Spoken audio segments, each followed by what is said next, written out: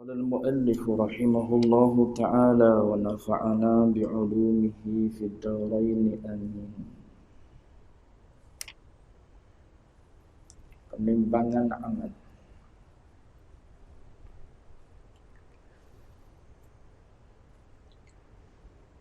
Setelah perbicaraan selesai dan hukuman balasan membalas dan bayar membayar dijalankan, maka apa jua amalan yang tetap ada atau yang baki bagi tiap-tiap seorang ditimbang dengan neraca keadilan Tuhan untuk ditentukan apakah balasan yang masing-masing berhak menerimanya. Lalu neraca itu dibawa datang dan penimbangannya pun dijalankan. Tuan-tuan muslimin muslimat sedang jemaah yang dirahmati Allah sekalian, alhamdulillah, pertama dan selama-lamanya kita panjatkan puji syukur kepada Allah dengan izin, taufik, hidayah, inayah Allah Ta'ala jua pada malam ini. Tersambung lagi bacaan kitab Mastika Hadis, masih dalam bab beriman kepada adanya hari akhirat. Kita sedang melihat hadis-hadis susunan peristiwa-peristiwa yang akan berlaku setelah berlakunya kiamat.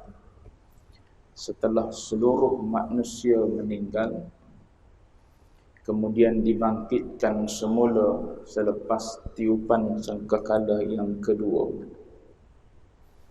Apabila ditiup sangkakala yang pertama, maka seluruh makhluk akan meninggal, akan mati. Kemudian tiupan sangkakala yang kedua, ada riwayat mengatakan ada tiupan sangkakala yang ketiga, itu khilaf di kalangan ulama. Kita ambil pendapat yang mengatakan bahawa tiupan sangkakala yang kedua akan menghidupkan 5 bangsa. Satunya ialah manusia, duanya ialah jin, tiganya malaikah, empatnya ialah syaitan iblis, dan yang kelimanya adalah haiwan. 5 bangsa makhluk ini akan dihidupkan semula oleh Allah Ta'ala. Maka bangkitlah manusia itu mengikut keadaan kita sekarang ini. Kalau kita meninggal dalam usia belasan tahun, 17 tahun, maknanya kita bangkit dalam usia 17 tahun. Maknanya kita akan ingat apa yang kita buat daripada awal hidup kita sehinggalah usia 17 tahun. Andai kita meninggal dalam usia 60 tahun lebih, maka kita akan bangkit dalam usia itulah. Dan kita akan ingat hidup kita daripada awal sehingga usia kita meninggal dunia. Itu yang akan berlaku setelah daripada kematian. Maka salah satu daripada yang akan berlaku di hadapan kita ialah penimbangan amal. Setelah berlakunya hisab, maka akan ditimbang amal. Itu mengikut pendapat Al-Imam Al-Qurtubi. Al-Imam Al-Qurtubi mengatakan al-waznu ba'dal hisab. Timbang menimbang amal ini berlaku setelah hitung-menghitung. Baik. Maka dalam bab ini, dalam bab penimbangan amal ini, dinukilkan kepada kita beberapa hadis. Sebelum dia masuk kepada hadis, dia sebut sepatah dua Al-Quranul Karim. Tentang ini Allah Ta'ala berfirman, artinya penimbangan amal pada hari kiamat adalah satu keadilan yang benar. Maka sesiapa yang berat timbangan kebaikannya, mereka itulah orang-orang yang berjaya memperolehi apa yang mereka harapkan. Dan sesiapa yang ringan timbangan kebaikannya, maka mereka itulah orang-orang yang merugikan diri sendiri dengan sebab mereka telah meletakkan ayat-ayat keterangan kami pada bukan tempatnya. Ini ayat daripada surah Al-A'raf. ayat 8 dan ayat 9. Allah Ta'ala sebut wal waznu yawma idhinil haqq faman thaqulat mawazinuhu faulaika humul muflihun. Dalam ayat ni Syekh Sya'rawi ada sebut beberapa noktah yang juga dinukilkan daripada para ulama. Allah Ta'ala sebut wal waznu yawma idhinil haqq, dan pada hari itu wazan ataupun penimbangan pada hari tersebut, yakni pada hari kiamat tu adalah satu keadilan yang benar. Yauma idzinil haqq. Ayat ni adalah satu penegasan daripada Allah Ta'ala bahawa kita tak akan ada hujah langsung. Ayat ni menunjukkan bahawa kita yang datang di akhirat nanti, kita memang tak ada hujah nak menolak setiap dakwaan yang dikenakan atas diri kita. Satu. Yang kedua, ayat ni juga kata Syekh Sya'rawi nak membatalkan hujah ataupun nak menolak hujah orang-orang yang mendakwa bahawa dia takut pada neraka, tapi dalam masa yang sama tak menjaga hak-hak Allah Ta'ala. Maknanya tak melaksanakan perintah Allah ataupun tak meninggalkan larangan Allah Ta'ala, tapi duk dakwa takut pada neraka. Ni ayat ni kata Syekh Sya'rawi. Itu 2-3 perkara. Satu ialah nak menguatkan hujah atas diri kita bahawa Allah Ta'ala tak akan menzalimi sesiapa pun. Depan nanti ada satu hadis yang panjang berkenaan dengan cerita. Ada salah seorang daripada umat baginda Nabi diambil sebagai contoh. Macam mana adilnya Allah Ta'ala dalam bab timbangan ni. Depan ada hadis yang kedua. Baik. Kemudian kata Syekh Sya'rawi, bila mana Allah Ta'ala menyebutkan wal waznu yawma idhinil haqq, penimbangan itu, penimbangan amal pada hari kiamat itu adalah satu keadilan yang benar, maka dia kata al-waznu tu sendiri ataupun mizan ataupun timbangan. Mizan ni maknanya neraca lah. Neraca yang ada dua dipanggil apa? Dua timbangan. Sebelah kanan dan sebelah kiri. Dia kata bila mana Allah Ta'ala kata wal waznu yawma idhinil haqq, timbangan itu adalah al-haq yang sebenar, maka dia kata timbangan tu sendiri dah benar. Belum lagi yang melaksanakan penimbangan. Timbangan tu sendiri tak menipu dah. Kalau kita hari ni boleh jadi timbangan yang kita guna tu salah. Salah dari sudut alat tu sendiri boleh jadi rosak, ataupun kita sendiri yang ngejah alat tersebut supaya jadi apa? Jadi tak betul dengan yang sebenar. Semua tu boleh berlaku atas muka dunia. Adapun di akhirat nanti Allah Ta'ala sendiri, zat dia tu sendiri namanya Al-Haq yang sangat benar. Timbangan yang dia jadikan tu pun untuk menimbang amal-amal makhluk ni pun dia sendiri tu adalah benar. Maknanya tak mustahil sama sekali akan berlaku penipuan, pengurangan dan sebagainya pada hamba-hamba dia. Sebab tu digunakan dengan wal waznu yawma idhinil haqq. Baik. Kemudian dalam ayat yang kedua, selepas daripada tu ayat tu cerita siapa-siapa yang timbangannya beratlah, maka orang tersebut orang yang berjaya. Siapa-siapa yang ringan timbangannya, maka orang tersebut orang yang merugikan dirinya sendiri. Baik. Ayat yang kedua, saya pergi ringkas-ringkas.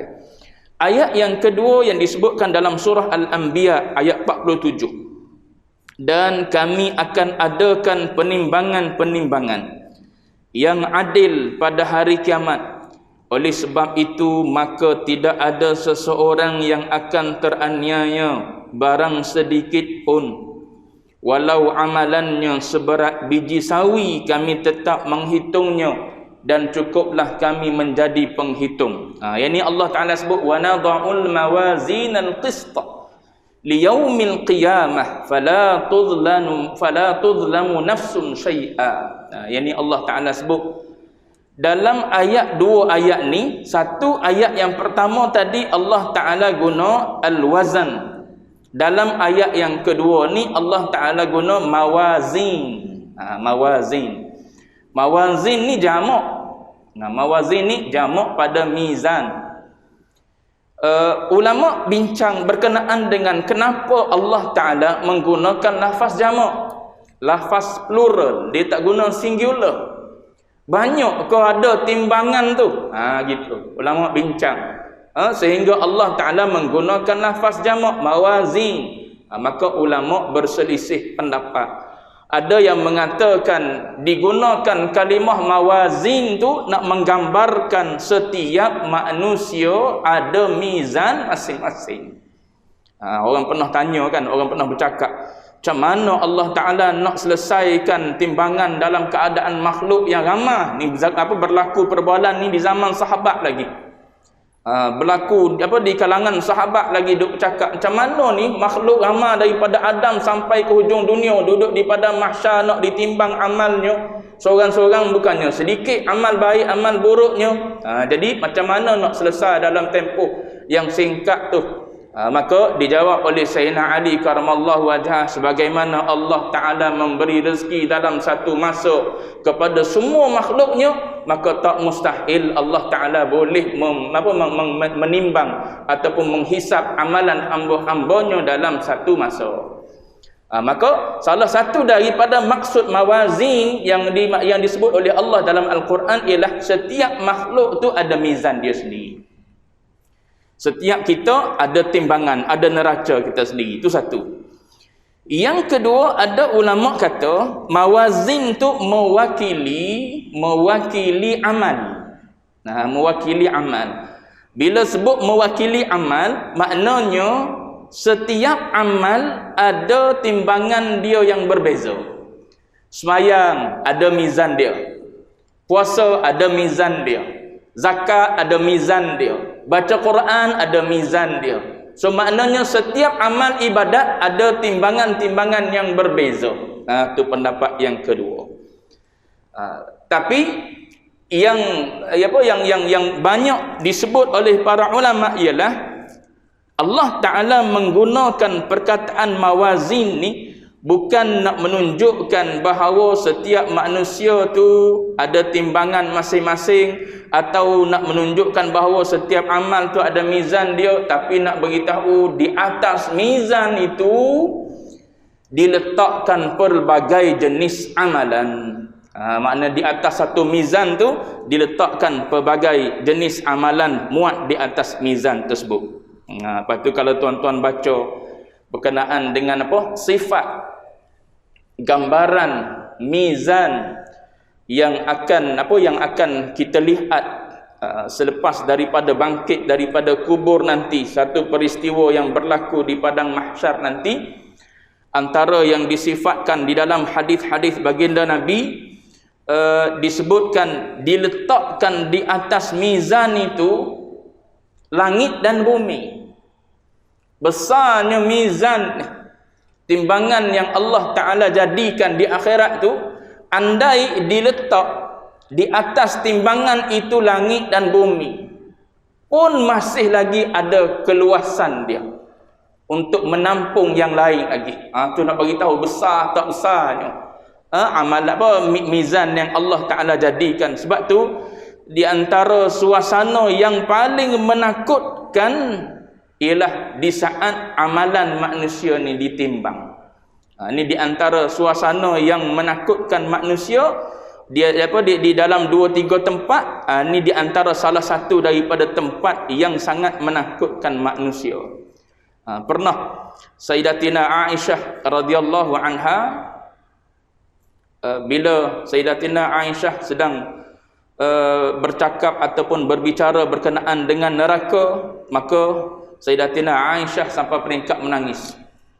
Lalu Nabi bertanya kepada Aisyah, ma yubkik, apa yang menyebabkan engkau menangis wahai Aisyah?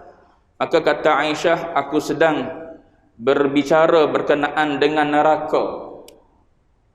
Lalu kata Aisyah, adakah kamu akan ingat lagi, ataupun kita semua ni akan ingat lagi kepada ahli keluarga bila berada di akhirat nanti? Itu tanya Aisyah kepada baginda Nabi. Maka Nabi kata, ada 3 tempat di akhirat nanti. Nabi kata, fala yadhkuru ahadun ahadan. Nabi kata, di 3 tempat ni seorang tu tak akan ingat pada seorang yang lain. Maknanya setiap orang akan sibuk dengan diri masing-masing di 3 tempat ni. Satunya Nabi sebut ketika berada di mizan. Ini Nabi sebut ketika berada di mizan, sehinggalah tu ketika berada di mizan, sehinggalah dia tahu amalan dia ni ringan belah mana, berat belah mana. Ringan belah kejahatan, berat belah kebaikan, ataupun ringan belah kebaikan, berat belah kejahatan, sehingga selesai ditimbang semua tu, barulah dia teringat pada orang lain. Sebelum daripada tu duk bimbang, duk takut, duduk dalam keadaan takut. Baik. Yang kedua ialah ketika suratan amal diberikan. Dalam Quran duk cerita bila mana disebut ha umuqra'u kitabiyah, ambil ni suratan amal masing-masing. Maka ada manusia yang mengambilnya daripada tangan kanan. Bila dihulur ha umuqra'u kitabiyah, automatik kalau kita ni ashabul yamin, kita ni orang yang menerima daripada pihak kanan, automatik tangan kita belah kanan akan terangkat. Bukan ada ikhtiar kita lagi dah. Nak angkat tangan kanan nak angkat tangan kiri dah. Dia sendiri akan terangkat. Kalau kita ni orang yang menerima tangan kanan, kita akan angkat tangan kanan. Kalau kita menerima tangan kiri, kita akan angkat tangan kiri. So kita akan tahu situasi dan keadaan kita. Benda ni clear tuan-tuan dalam hadis-hadis cerita.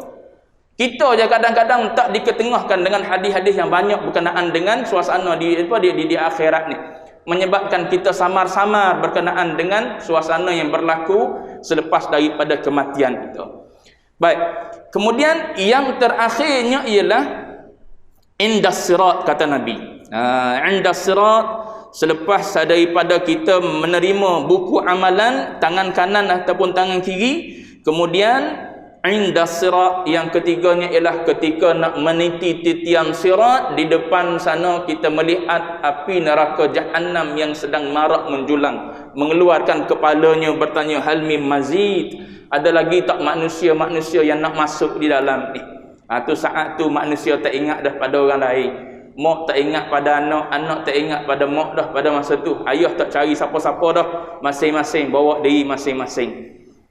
Itu yang disebut oleh Aisyah radhiyallahu anha berdasarkan cerita daripada Rasulullah. Begitu juga ada kisah yang disebutkan oleh Anas bin Malik. Anas bin Malik sebut Anas bin Malik pernah bertanya Rasulullah berkenaan dengan berkenaan dengan syafaat. Lalu Nabi kata, ana fa'il, aku akan beri syafaat nanti di akhirat sana. Tapi kata Anas bin Malik, macam mana aku nak cari engkau? Dalam keadaan manusia yang ramai tu, kat mana nak cari? Macam kita lah berjanji nak bertemu kat mana ni? Orang bila masuk KL ni jalan jamnya dengan dengan kereta banyaknya, dengan simpang siur jalannya, ada atas ada bawahnya. So kena bagi tahu siap-siap apa landmark dia yang boleh kita tengok, kita tahu sini ada orang yang sedang tunggu kita. Jadi Anas bin Malik kata, kalau begitu ya Rasulullah, di mana aku nak ketemu engkau? Aina atlubuk? Mana aku nak cari engkau? Maka Nabi kata, ada 3 tempat aku tunggu. Satunya Nabi kata di sirat, yang keduanya Nabi kata di mizan, yang ketiga Nabi kata di haud, di kolam. Maknanya 3 tempat tu Nabi tunggu umat dia. Pergi cari Rasulullah situ. Di sirat ada, di mizan pun ada, ataupun di haud. Kata At-Tibi dia komen hadis daripada Anas bin Malik tu, Dia kata 3 tempat ni, tempat yang Nabi tunggu ni menunjukkan tempat sefakir-fakir kita pada masa tu. Maknanya 3 tempat ni adalah tempat yang menunjukkan kita terlalu fakir pada masa tu sehingga kita memerlukan syafaat Nabi. Sebab tu sampai peringkat Nabi perlu tunggu di 3 tempat tu untuk bantu umat dia. Tu di Sirat, di Mizan dan di Haud. Di kolam air di kolam air minuman yang istimewa tersebut, andai kita salah seorangnya akan diminumkan, diberi minum oleh tangan baginda sendiri, oleh Nabi SAW sendiri. Cuma nak sebutnya, Tibi kata situlah tempat kita yang paling kita memerlukan kepada bantuan daripada Rasulullah. Baik, itu suasana yang berlaku di Mizan. Jadi dalam ayat ni menceritakan berkenaan dengan timbangan yang akan berlaku kepada amalan-amalan kita nanti. Baik, kita tengok hadis. Tentang ini juga Rasulullah sallallahu alaihi wasallam menerangkan dalam hadis-hadis yang berikut.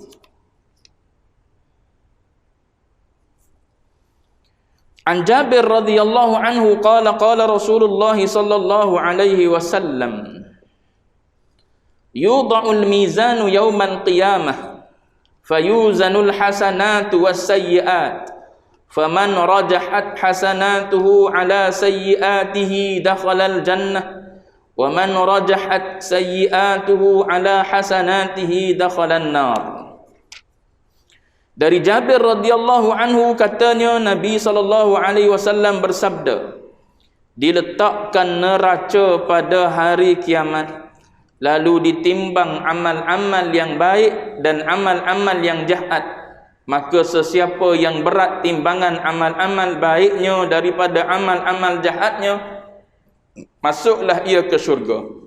Dan sesiapa yang berat timbangan amal-amal jahatnya daripada amal-amal baiknya, masuklah ia ke neraka.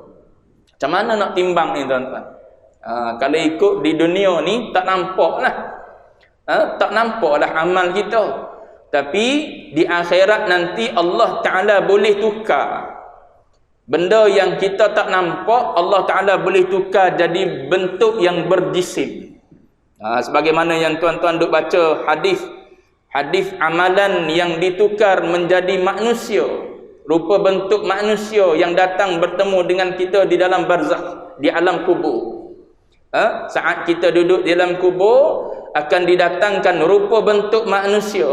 Andai banyak amal soleh kita, maka datang seorang lelaki yang wajahnya tampan, baunya pun wangi. Lalu kita bertanya, engkau siapa? Akulah amalmu. Itu tak pelik lah. Maknanya alam akhirat jangan buat ukuran dengan alam dunia. Sebab tu kata Babu'in, dia kata apa? Sangat-sangat tak tepat bila kita mengkiaskan akhirat dengan dunia. Kita mengkiaskan akhirat dengan dunia. Kita kias orang mati dengan orang tidur. Tak kena dia tau.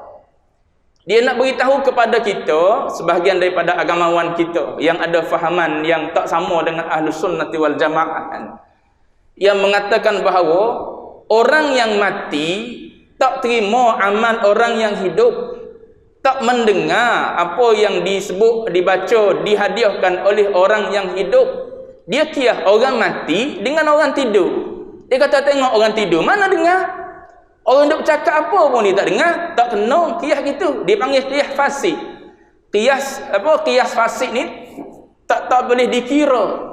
Sebab alam akhirat, alam yang lain. Alam dunia, alam lain. Jadi, alam dunia, tuan-tuan tak boleh buat ukuran. Mana nak timbang macam mana? Semayang kita, habislah. Bila kita dirikan semayang, habislah. Nak timbang, nak ambil kot mana? Itu di akhirat lain. Allah Ta'ala boleh tukar bentuk-bentuk amal tu.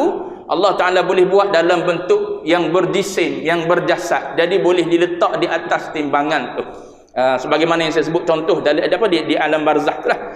Baik, jadi amalan-amalan kita ni boleh didatangkan dalam bentuk jasad, kemudian diletakkan di atas timbangan tu.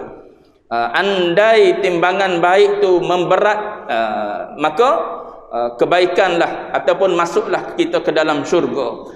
Adapun andai kejahatanlah yang lebih berat daripada kebaikan, maka masuklah di dalam neraka. Masuk dalam neraka ada dua kebarangkalian. Masuk dalam neraka, kalau masuk dalam syurga tak apa. Masuk dalam syurga khalidina fiha abada. Tak akan keluar dah lah sampai bila-bila. Bila masuk dalam syurga. Tapi kalau yang masuk dalam neraka ni ada dua kebarangkalian. Satu, kebarangkalian kekal dalam neraka. Yang keduanya, kebarangkalian masuk untuk menghanguskan kejahatan yang kita buat, kemudian keluar daripada neraka tu masuk ke dalam syurga. Tu yang mana satu? Kita. Agak-agaknya tidaklah. Tidak duduk di golongan yang masuk dalam neraka lah. Walaupun bunyi macam bakar sekejap masuk dalam syurga. Bakar tu pun satu azab yang sangat dahsyat dah. Baik. Itu satu hadis yang diriwayatkan daripada Abu Syekh himpun hadis ni. Yang kedua, ni kisah yang diceritakan oleh Rasulullah yang berlaku di padang mahsyar, di mizan. An Abdullah ibn Amr radhiyallahu anhuma qala Rasulullah sallallahu alaihi wasallam, inna Allaha sayukhallisu rajulan min ummati ala ru'usil khalaiq yawmal qiyamah fayanshuru alaihi 99 sijillan kullu sijillin mithlu maddil basar thumma yaqulu atunkiru min hadha shay'a adhalamaka katabatil hafidhun fayaqulu la ya rab fayaqulu afalaka udrun aw hasanah fayaqulu la ya rab fayaqulu bala inna laka 'indana hasanah wa innahu la dhulma 'alayka al-yawm fatukhraju lahu bitaqatun fiha ashhadu an la ilaha illallah wa ashhadu anna muhammadan 'abduhu wa rasuluhu fayaqul uhdur waznak fayaqulu ma hadhihi al-bitaqatu ma'a hadhihi al-sijillat faqala fa innaka la tudhlam qala fatud'u as-sijillatu fi kiffatin wal bitaqatu fi kiffatin fatashat as-sijillatu wa thaqulatil bitaqah wa la yathqulu ma'a ismillahi syai'. Daripada Abdullah bin Amr radhiyallahu anhuma katanya Rasulullah sallallahu alaihi wasallam bersabda,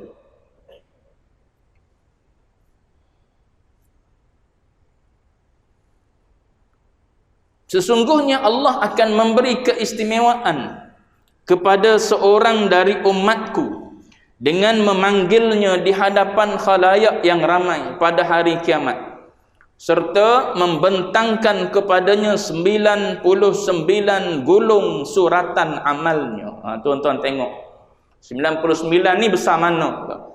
Tiap satu gulung panjangnya sejauh mata memandang. Tu suratan amal kita. 99 gulung, satu gulung panjang dia sejauh mata memandang. Maknanya hujung mata kita nampak. Tu maknanya ada semua dalam tu.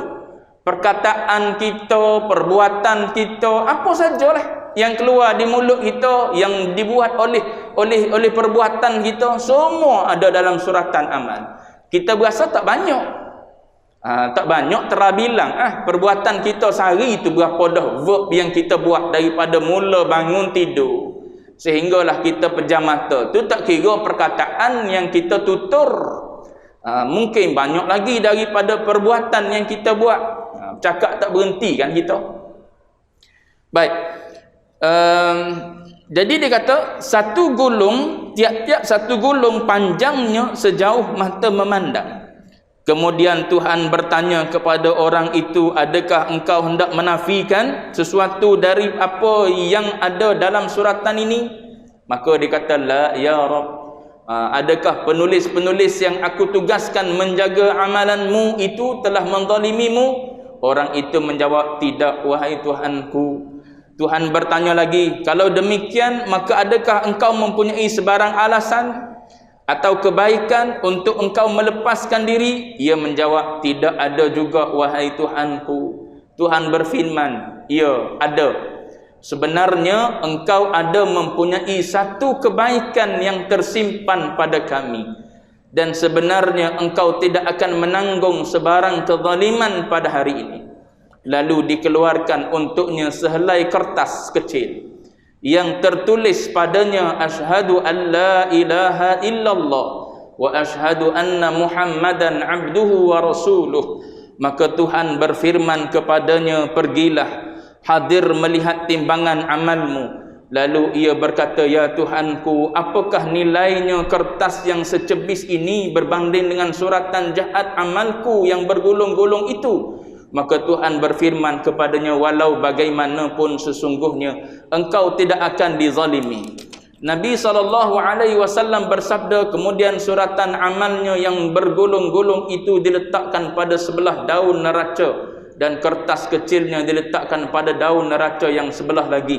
Lalu suratan amal buruknya itu terangkat ringan, dan kertasnya yang secebis itu berat menurun, kerana tidak ada sesuatu benda pun yang boleh menjadi berat berbanding dengan apa yang mengandungi nama Allah. Ini tuan-tuan tengok. Lafzul jalalah ataupun kalimah tahlil la ilaha illallah sangat-sangat besar dan sangat-sangat berat pada timbangan. Yang tu yang ulama tasawuf suruh sangat kita berzikir tiap-tiap hari tu. Jangan kurang daripada 100. Orang-orang kita dulu mesti berzikir 100. Terutamanya lepas subuh. Lepas main subuh dengan dipimpin oleh imam mesti 100 apa berzikir la ilaha illallah la ilaha illallah. Kita kalau buat jawab-jawab pakat tengok jam. Bila nak berhenti ni la ilaha illallah ni. Cuma sini nak sebutnya ulama kata, sini ulama nak hadis ni nak cerita pada kita, satunya gambaran manusia ni adalah orang yang banyak dosa. Ni 99 ni cerita tentang dosa dia berlaku ni. Maknanya besarnya dosa dia. Tapi dia ada satu kalimah, iaitu kalimah syahadah. Sebab tu sejahat mana pun kita, jangan menghalalkan apa yang haram, jangan mengharam apa yang halal. Itu menafikan kalimah tauhid. Buat maksiat dalam keadaan kita tahu tu dosa, tapi kita tak kata halal. Kita tak kata halal riba walaupun kita makan riba. Ini bukan suruh makan riba ni. Sebut contoh. Kita tak kata halal zina walaupun kita berzina. Kita tak kata halal mencuri walaupun kita mencuri. Contoh. Masih lagi orang tersebut beriman pada Allah. Tapi kalau kita buat dosa dalam keadaan kita mengatakan perbuatan itu halal, maknanya kita dah menghalalkan apa yang diharamkan oleh Allah. Kita dah merubah hukum Allah Ta'ala, maka perbuatan tersebut telah mengubah i'tiqad kita daripada beriman kepada kufur. Sebab tu jaga iman kita, walau sebanyak mana dosa yang kita ada, jangan mengatakan dosa itu halal dilakukan. Tidak sama sekali. Baik. Jadi itu satu. Yang keduanya, sini nak menunjukkan kepada seluruh manusia bagaimana kasihnya Allah Ta'ala. Dalam keadaan seorang hamba ni datang dengan 99 suratan lembaran amal yang sejauh mata memandang penuh dengan dosa, kasih sayang Allah Ta'ala jauh lebih luas daripada itu lagi. Sebab tu la tayasu min rauhillah wa la taqnatu min rahmatillah. Dalam Quran sebut, jangan pernah engkau rasa putus asa dengan kasih sayang Allah Ta'ala. Andai sekali kita jatuh, bangkit. Andai 2 kali, bangkit. Andai 100 kali, bangkit. Bangkit mencari kasih sayang Allah Subhanahu wa Ta'ala. Pasti adanya pimpinan dan bimbingan daripada Allah Ta'ala. Andai kita berasa tak terbimbing lagi hari ini, minta dengan Allah, jangan berhenti. Minta dengan Allah, jangan berhenti, sehingga kita nampak Allah Ta'ala pimpin kita untuk beramal ibadat. Kita nampak Allah Ta'ala atur masa untuk buat kebaikan kebaikan dan ketaatan pada Allah Ta'ala. Jangan berhenti minta dengan Allah Ta'ala. Ni rahmat kasih sayang Allah Ta'ala pada hamba dia, tak pernah menzalimi sedikit pun hamba dia. Baik. Cuma sini nak sebutnya kelebihan syahadah la ilaha illallah lah. Baik.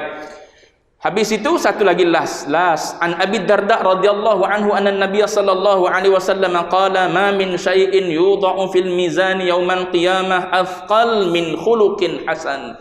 Ni salah satu daripada hadis yang dipetik untuk menunjukkan di antara amal yang memberatkan mizan kita. Maka dia kata, Abu Darda cerita daripada Nabi, Tidak ada sesuatu pun yang ditimbang pada hari kiamat lebih berat daripada akhlak dan budi pekerti yang baik. Ini salah satu daripada apa? Amalan yang akan memberatkan mizan timbangan amal kita, iaitu berakhlak dengan akhlak yang mulia. Ada lagi hadis-hadis lain disebut oleh Abu Hurairah, kalimatani khafifatani 'ala lisan, dua kalimah yang ringan pada lidah, thaqilatani fil mizan, tapi dalam timbangan dia sangat-sangat memberatkan timbangan. Apatah lagi kalimah tersebut habibatani ila rahman, dua kalimah tu sangat-sangat disukai oleh Allah Ta'ala yang Rahman. Apa dia? Subhanallahi wa bihamdihi subhanallahil azim. Sangat-sangat mudah, boleh baca sambil berjalan, nak sampai rumah 1000 boleh jadi. Daripada duk dengar lagu Ella ataupun duk dengar lagu-lagu dalam kereta, subhanallah bihamdihi subhanallahil azim, nak sampai ke tempat kerja lebih rasa 100 kali. Balik kerja pula zikir pula subhanallah bihamdihi subhanallahil azim. Bukan panjang pun, sekarang ni pun boleh ingat dah. Kalau yang tak ingat lagi, pas kita bukan tak ingat, ingat dah, cuma tak amal je. Tu ingat dua amalan yang disebut yang boleh memberatkan timbangan amal kita. Yang satu ni yang lebih penting, iaitu akhlak, jaga akhlak, berakhlak dengan semua orang dengan akhlak yang baik, itu memberatkan timbangan amal kita di akhirat nanti. Baik. Apabila timbangan penimbangan amal itu selesai, maka manusia diperintahkan dan dibawa pergi ke kampung tempat balasan yang diuntukkan bagi masing-masing, mendiaminya melalui satu titian as-sirat. Depan nanti dia nak cerita tentang as-sirat pula. Dia petik beberapa hadis sikit-sikit je kenaan dengan peristiwa-peristiwa yang berlaku di akhirat nanti. Baik, situ dulu. Wallahu a'lam wa ilmuhul atam. Sallallahu rabbuna ala nuril mubin Ahmadan Mustafa Sayyidil mursalin. Sallallahu rabbuna ala nuril mubin Ahmadan Mustafa Sayyidil mursalin. Sallallahu rabbuna ala nuril mubin Ahmadan Mustafa Sayyidil mursalin wa ala alihi wa sahbihi